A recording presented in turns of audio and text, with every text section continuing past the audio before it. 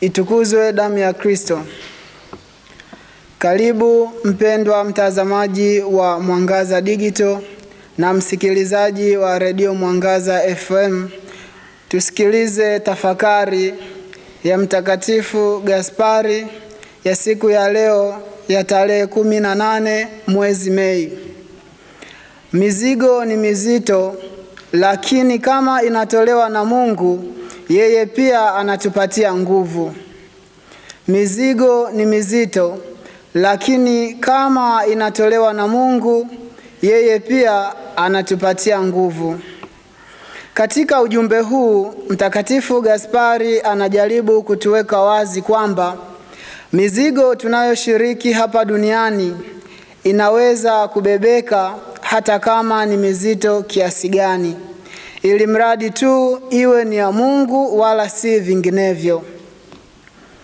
Kwa kuwa Mungu hampi mtu mzigo mzito kuzidi nguvu zake.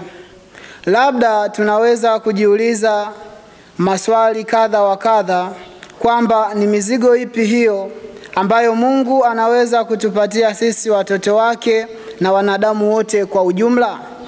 Jibu ni kwamba mizigo ambayo Mungu hutupatia sisi wanadamu sio mafurushi ya mahindi, mihogo, kokoto, mawe au kitu kingine kile ambacho huweza kushikika. La hasha. Bali ni majukumu ya kila mmoja wetu kwa kadri ya nafasi yake katika jamii zetu tunamoishi. Majukumu hayo yanaweza kuwa ni ya kikanisa, kisiasa, kifamilia au kijamii ambayo mtu anapaswa kuyatekeleza vema. Mfano, katika kanisa, je, wewe ni mwanadaraja takatifu, yaani shemasi, padre au askofu, au wewe ni mtawa au ni mlei? Kama mwanadaraja takatifu, je, unatoa huduma yako ipasavyo kwa upendo na kwa furaha kubwa katika Kristo? Au kama mtawa au mlei, je, unayatimiza vema majukumu yako ndani ya kanisa? Au kama wewe ni mwanasiasa, je, unatenda haki kwa wale walio chini yako? Umekuwa mwaminifu na mzalendo katika mali ya umma?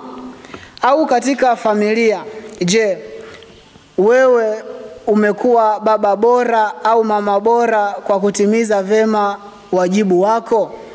Au umekuwa tu bora baba na bora mama na wala sio baba bora na mama bora? Au kama wewe ni mtoto, unawajibika vizuri katika kusaidia kazi za nyumbani zinazokuhusu? Unawaheshimu wazazi na wakubwa wengine wanaokuzunguka? Lakini pia mizigo inaweza kuwa ni magonjwa, ulemavu wa viungo au hali ngumu ya maisha. Je, unazibebaje hali hizo zote kama mwanadamu? Au imekuwa ni chanzo cha kumwacha Mungu na kumlaumu kila siku kana kwamba umeonewa? Wapo watu ambao labda wanasumbuliwa na matatizo ya muda mrefu, hata wanadiriki kusema, mbona wengine hawapatwi na matatizo kama yangu? Basi mpendwa Mkristo mwenzangu, napenda kukuambia kwamba ikiwa tatizo au changamoto ulio nayo si ya kujisababishia wewe mwenyewe, basi jua kwamba kuna ushindi mbele yake. Baada ya tatizo hilo kuna utukufu wa Mungu.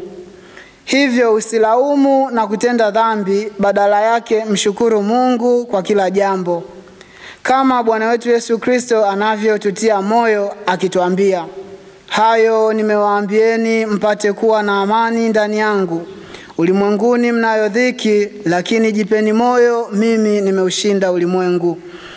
Rejea Injili ya Mtakatifu Yohane sura ya 16 aya ya 37.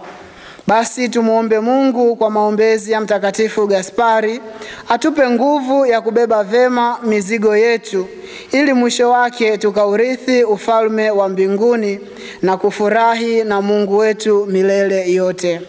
Itukuzwe damu ya Kristo. Aliyekuletea tafakari hii ni mimi Frateli Emmanuel Mluge wa shirika la wamisionari wa damu takatifu ya Yesu.